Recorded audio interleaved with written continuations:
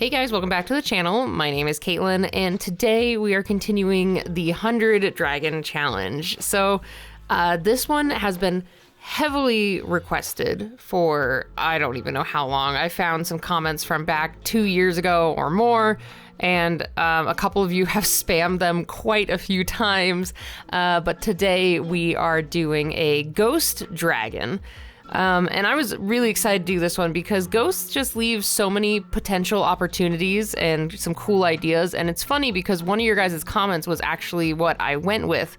I didn't see the comment until I went and collected all of them for this video. But yeah, it's pretty great that one of you guys kind of like predicted this ahead of time.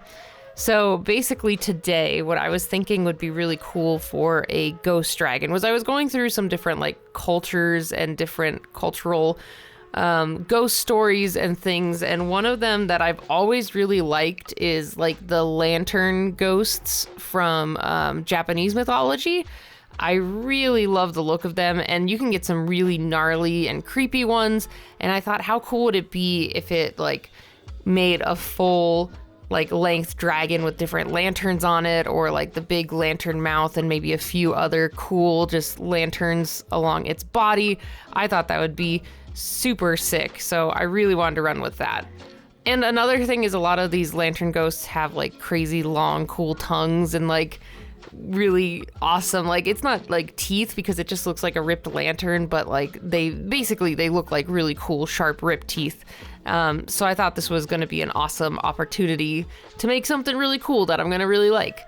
The one thing that I had to brainstorm though was how to make one lantern into a big long dragon. So one of the things I brainstormed here was making the neck kind of like a metal lantern stand, and making the horns of the dragon kind of these curly, what do you call it? Oh my gosh. I guess like flare or decoration on the actual lantern stand. I thought those would be really cool for the horns because I'm like, you can't really put it on the lantern and have it make sense for it to be the lantern. And if I was going to do the wispies of the ghost, I thought the horns would get lost. So I was like, you know, I think the lantern stand makes the most sense for this one, for at least the horns. So with the rough sketching out of the way, it was time to jump in and get this final piece going. And I just want to let you guys know here in the early onset, this month's sticker for Patreon is going to be this creature. I love it so much at the end, and I thought it would make a really bomb sticker for Sticker Club for the month of April. So if you guys would like to grab this as a sticker, make sure to go check out my Patreon, patreon.com/KMcCaigue, and join our little sticker print club. Send out prints and stickers every month and a bunch of other awesome goodies. But either way, like I thought this guy was way too cool. Like I could not pass it up. I thought he would make a really bomb sticker. And I mean, he could make a really good print too. I am still deciding on what print to do for the month of April. But I knew that this guy for sure he was gonna have to be the sticker. He was just too cool to like not make a sticker. That made sense. Language is not on my side today. I got up very early to help my buddy load his car up to drive back to Austin. So you are hearing this live recording at 5 something in the morning after being up at 3:30. So if I stumble over my words, that is 100% why. I just wanted to finish this video this morning and just get it done, you know, and that's how it's gonna be. So here you see I added the lantern stand. I was kind of imagining it would be like kind of the metal stand that gets drilled into the side like of a wall. So then the lantern hangs next to a door or something. It's not really a traditional, I guess, design for a metal stand. I just kind of wanted to have fun with it. I didn't look up any reference for little metal lantern stands. I just was like going nuts with it. I'm like, whatever, this looks cool. I want it to look kind of fantastical and interesting and curvy and weird, and that's kind of just what I ran with. And then I wanted to have a couple more lanterns, so I thought it'd be kind of cool if it kind of enveloped the tail with a couple of lanterns. And I had an interesting lore idea for this. My husband and I were talking about how creepy crazy this would be to come across. Like how scary this would actually be to see in person. So I was thinking it'd be really cool if you entered like an abandoned restaurant or a building. Like a lot of the longer lanterns I've noticed are usually at like food locations. I mean, they're kind of everywhere in Japan, I think, but like primarily I see them at food vendors. So it'd be kind of interesting if it maybe was like an abandoned restaurant or one of their bars or something, and you go in and there's just these like 4 lanterns in a row. You have this longer big one that maybe is over the entrance, and then 3 going into the building. And it'd be really cool to see like maybe like smoke coming up from out of the grills or maybe in the stove or something. And then it just slowly weaves its way through the lanterns until it gets to the entrance. And then it just makes this long, big dragon that's now guarding the entrance to this abandoned building that you happened to stumble in. I think that would be a really fun like scene to watch. Like if this was in like a show or a video game, I think that'd be super dope to see that happen. And also this would be terrifying because it looks like a really big creature, and now you're stuck in a building, like an abandoned building with this ghost lantern creature. But I had a lot of fun just like thinking about where this would be located, some lore behind it. But I would love to hear what you guys think. Like if you put this in a situation or a scenario, like your ideal show or your ideal video game or like a cutscene that you could imagine this thing being in, leave it down in the comments. I kind of want to hear what you guys think, or like, oh, even like a horror movie. Like if this was the main ghost in a horror movie or like a horror thriller, maybe list some cool scenes that would accompany this in the movie overall, or like whatever you guys can think of. I'd really love to hear it down in the comments. And yeah, now I'm getting into coloring. So I really wanted to do, I don't know. I don't know if it's the traditional color, but whenever I think of these lanterns, I think of reds and oranges, like mostly red, but with some orange bits to it when it's like kind of lit up.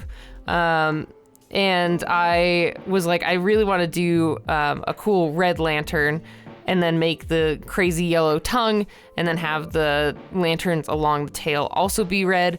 I just wanted it to be really bright, punch you in the face with color. And I wanted it to contrast both the silvery metal, and then later on I make the smoky, ghostly body more in the cool colors.